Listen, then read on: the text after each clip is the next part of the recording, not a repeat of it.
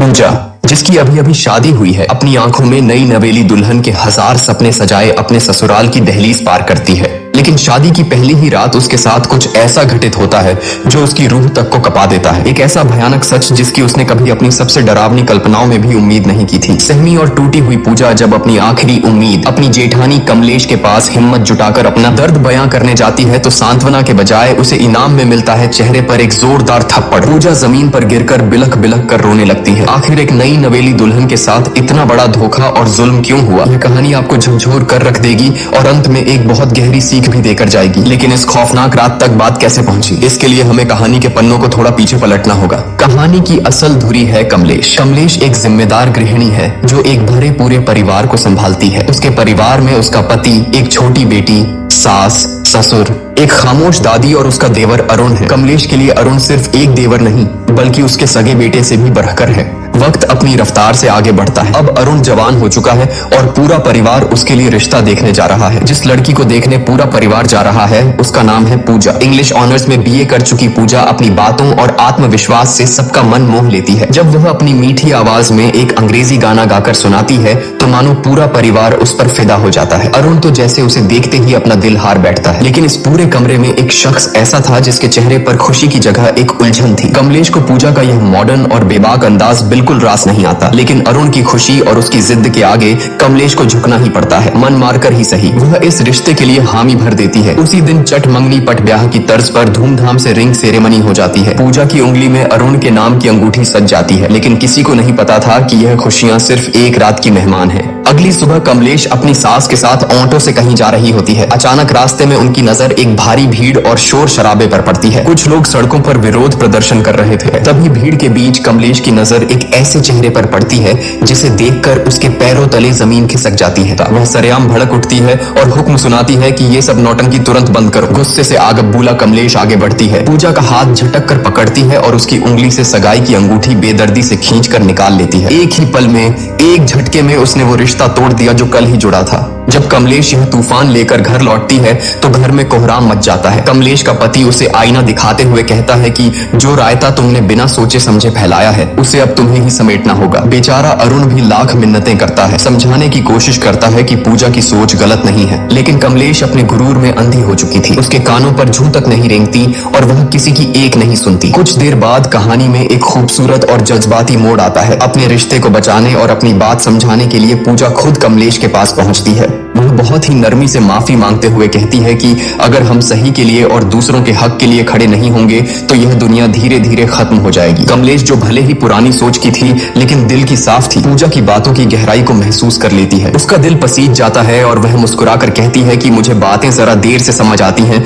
लेकिन जब एक बार समझ आ जाए तो मैं सही का साथ कभी नहीं छोड़ती। यह कहकर कमलेश पूरे मान सम्मान के साथ वो अंगूठी वापस पूजा को सौंप देती है। आखिरकार शहनाइयां बजती हैं और अरुण तथा पूजा विवाह के बंधन में बंध जाते हैं। लेकिन शादी की इस चकाचौंध के बीच एक परेशानी छिपी थी। शादी वाले दिन पूजा की तबीयत बेहद खराब थी। तेज बुखार और बदन दर्द के कारण उसका बुरा हाल था। फेरों के वक्त भी वह दवाइयों के सहारे मुश्किल से खुद को खड़ा रख पा रही थी। शादी की रस्में पूरी होने के बाद आती है वो रात जिसे हर नई नवेली दुल्हन अपनी जिंदगी की सबसे खूबसूरत रात मानती है, सुहाग रात। अरुण कमरे में आता है और कुछ इधर उधर की औपचारिक बातों के बाद वह पूजा के करीब आने लगता है। पूजा जो दर्द और बुखार से टूट रही थी बहुत ही स्पष्ट शब्दों में अरुण से कहती है कि मेरी तबीयत बहुत ज्यादा खराब है, मुझे तेज बुखार है और पूरा शरीर दर्द से टूट रहा है। प्लीज आज हम कुछ भी नहीं करेंगे। लेकिन अरुण पर जैसे हवस और पति होने के गुरूर का भूत सवार था। उसने पूजा की एक न सुनी। पूजा के लगातार मिन्नतें करने, रोने और मना करने के बावजूद अरुण ने अपनी मर्दानगी के अंधे नशे में उसके साथ जबरदस्ती की। नई दुल्हन के वो सुनहरे सपने उसी बिस्तर पर बुरी तरह कुचल दिए गए। सुबह की किरणें कमरे में आईं,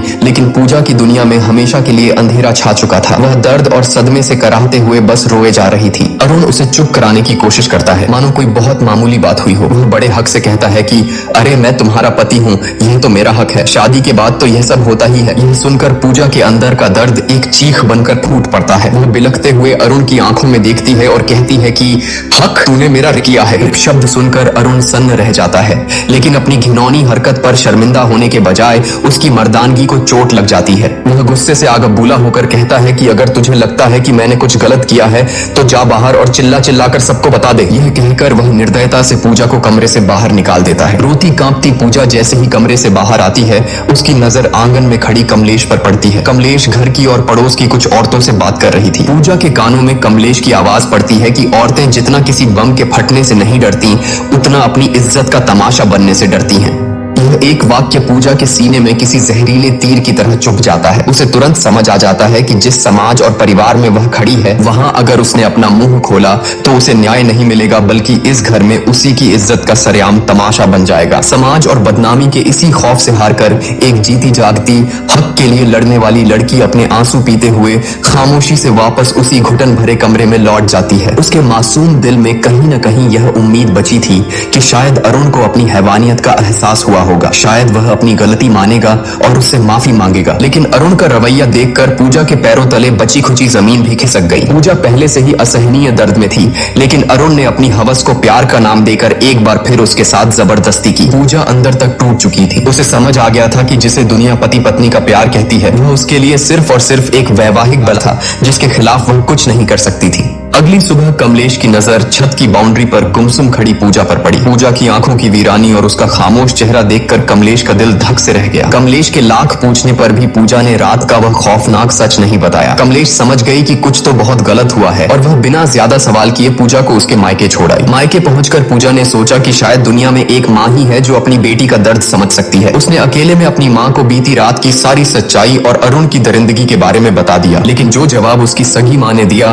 वह अरुण की हैवानियत से भी ज्यादा खौफनाक था। माँ ने उसे सीने से लगाने के बजाय समझाते हुए कहा कि पति पत्नी के बीच ये सब तो होता ही है, शादी की है तो ये सब तो निभाना ही पड़ेगा। इसमें ना कहने वाली क्या बात थी? इसी से तो परिवार और वंश आगे बढ़ता है। अपनी ही माँ के मुंह से ये शब्द सुनकर पूजा सन्न रह गई। रही सही कसर माँ ने इमोशनल ब्लैकमेल करके पूरी कर दी। घर की गरीबी का वास्ता देते हुए उसने पूजा को तुरंत ससुराल वापस लौटने का हुक्म दिया और धमकी दी कि अगर वह वापस नहीं गई तो वह अपनी नस काटकर जान दे देगी। अपनों से मिले इस धोखे के बाद बेचारी पूजा के पास कोई रास्ता नहीं बचा था। वह एक जिंदा लाश की तरह कमलेश के साथ वापस लौटने लगी। सफर के दौरान एक जगह वॉशरूम जाने के बहाने पूजा ऑटो से उतरी। यह उसकी जिंदगी का सबसे बड़ा फैसला था। उसने पीछे मुड़कर नहीं देखा और वहां से चुपचाप भाग निकली। कमलेश ने उसे पागलों की तरह हर जगह ढूंढा, लेकिन पूजा का कोई सुराग नहीं मिला। घर पहुंचकर जब कमलेश ने यह खबर दी तो पूरे परिवार में हड़कंप मच गया। सबने पूजा को ढूंढा, लेकिन वह जैसे हवा में गायब हो गई थी। हारकर कमलेश ने पूजा की दोस्त सोना को फोन मिलाया, जो एक एनजीओ में काम करती थी। सोना ने कहा कि उसे पूजा के बारे में कुछ नहीं पता, लेकिन वह उसे ढूंढने की पूरी कोशिश करेगी। आखिरकार सोना की तलाश पूरी होती है। पूजा उसे एक सुनसान पार्क के कोने में गुमसुम किसी सहमी हुई बच्ची की तरह बैठी मिल जाती है। जब कमलेश वहां पहुंचती है तो पूजा हिम्मत जुटाकर अरुण की उस खौफनाक रात की सारी दरिंदगी और सच्चाई कमलेश के सामने उगल देती है। लेकिन सालों से अरुण को अपने बेटे की तरह पालने वाली कमलेश का अंधा विश्वास सच्चाई पर भारी पड़ जाता है। सच सुनने के बजाय कमलेश का गुरूर टूटता है और वह गुस्से में आकर पूजा के गाल पर एक जोरदार थप्पड़ जड़ देती है। वह चिल्लाती है और पूजा को लगभग घसीटते हुए वापस उस कैद खाने में ले आती है। भले ही कमलेश ने पूजा को थप्पड़ मार दिया था, लेकिन एक औरत होने के नाते उसके अंदर शक का एक बीज बोया जा चुका था। वहीं दूसरी तरफ हम देखते हैं कि हनीमून के खूबसूरत वादियों में पूजा अंदर से पूरी तरह वीरान और खौफजदा थी। वह अरुण से एक आखिरी उम्मीद के साथ बात करने की कोशिश करती है, लेकिन अरुण की आंखों में प्यार नहीं, सिर्फ एक भूखे भेड़िए जैसी हवस थी। वह एक बार फिर पूजा की चीखों और आंसुओं को अनसुना करते हुए उसके साथ जबरदस्ती करता है। बेचारी पूजा उस बिस्तर पर तड़पने और रोने के अलावा कुछ नहीं कर पाती। वह जिसे अपनी जिंदगी का साथी समझकर समझाने गई थी, वह सिर्फ एक जल्लाद निकला। पूजा को उस रात पूरी तरह समझ आ गया था कि अरुण की नजरों में वह कोई पत्नी या प्यार नहीं, बस उसकी हवस मिटाने का एक बेजान जरिया भर थी। पूजा की जिंदगी एक जीते जागते नर्क में बदल चुकी थी। एक रात खौफ से कांपती पूजा खुद को बाथरूम में बंद कर लेती है। बाहर से अरुण दरवाजे को पीटते हुए उसे बाहर आने का हुक्म देता है। अंदर से डरी सहमी पूजा रोते हुए कहती है कि आज मैं तुम्हारे करीब नहीं आ सकती, मेरे पीरियड्स शुरू हो गए हैं। लेकिन एक हैवान के सिर पर सवार हवस को भला कोई कैसे रोक सकता था? अरुण का जवाब किसी भी इंसान की रूह का पाने के लिए काफी था। वह बेशर्मी और क्रूरता से कहता है कि मुझसे झूठ मत बोल, दरवाजा खोल, मुझे देखना है। यह सुनकर बाथरूम के अंदर खड़ी पूजा की जान सूख जाती है। उसे समझ आ जाता है कि यह दरिंदा उसकी कोई बात नहीं मानेगा। इसी खौफ और बेबसी के बीच पूजा की नजर वहां रखी एक ब्लेड पर पड़ती है और सीन यहीं कट हो जाता है। अगली सुबह घर में कोहराम मच जाता है। सबको पता चलता है कि पूजा अस्पताल में है और उसकी हालत बेहद नाजुक है। पूरा परिवार बदहवास हालत में वहां पहुंचता है। अरुण बड़ी चालाकी से कमलेश और बाकी घर वालों को गुमराह करते हुए कहता है कि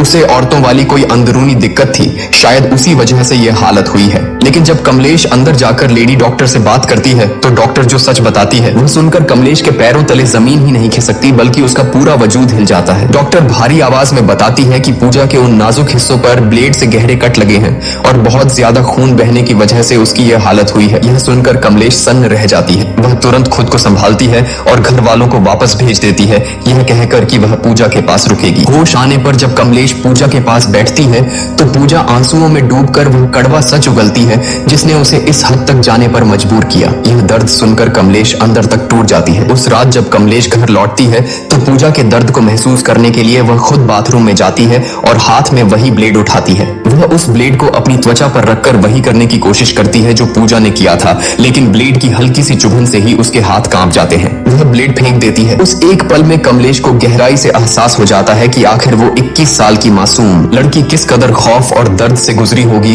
कि उसने खुद को इतनी खौफनाक सजा दे दी। अगले दिन जब अरुण अपनी बेशर्मी का लबादा ओढ़े पूजा से मिलने अस्पताल पहुंचता है तो उसे पता चलता है कि कमलेश पहले ही पूजा को डिस्चार्ज कराकर अपने साथ ले जा चुकी है। अपनी पत्नी की इतनी गंभीर हालत के बावजूद उस जाहिल इंसान के दिमाग में सिर्फ एक ही बात चल रही थी। वह बेशरम होकर लेडी डॉक्टर से पूछता है कि अब मैं अपनी पत्नी के साथ इंटीमेट तो हो सकता हूँ ना? यह घिनौना सवाल सुनकर डॉक्टर का खून खौल उठता है। वह डॉक्टर पूजा के वो खौफनाक घाव देख चुकी थी और जानती थी कि इसके पीछे कौन है। वह अरुण पर बुरी तरह भड़क जाती है और पूरी ताकत से चिल्लाते हुए कहती है कि बहुत ही नीच और घिनौना इंसान है तू, तेरे जैसे जाहिलों के आड़ में तो गोली मार देनी चाहिए। वह तुरंत सिक्योरिटी गार्ड्स को बुलाती है और अरुण को धक्के मारकर अस्पताल से बाहर फेंकवा देती है, यह चेतावनी देते हुए कि यह जानवर इंसान दोबारा मेरे अस्पताल के आसपास भी नहीं दिखना चाहिए। पूजा जो अपनी आंखों में शादी और एक नए जीवन के हजार सुनहरे सपने लेकर इस घर में आई थी, आज उसकी जिंदगी एक ऐसे भयानक नर्क में तब्दील हो चुकी है जहां उसका ही पति उसका सबसे बड़ा मुजरिम बन गया है। प्यार और हक के नाम पर पूजा ने जो झेला है वो मौत से भी बदतर था। लेकिन अब जब पूजा मौत के मुंह से वापस लौट आई है और उसे उस कमलेश का साथ मिल गया है जो कल तक उसी के खिलाफ खड़ी थी, तो अब आगे क्या होगा? आपके हिसाब से अब पूजा को क्या कदम उठाना चाहिए? क्या उसे अरुण को माफ कर देना चाहिए या उसे ऐसी सजा देनी चाहिए जो एक मिसाल बन जाए? अपनी राय हमें कमेंट्स में जरूर बताएं। वीडियो को लाइक करें और चैनल को सब्सक्राइब करना बिल्कुल ना भूलें ताकि पूजा की कहानी का अगला और सबसे अहम हिस्सा आते ही आप तक पहुंच सके। मिलते हैं बहुत जल्द कहानी के अगले भाग में।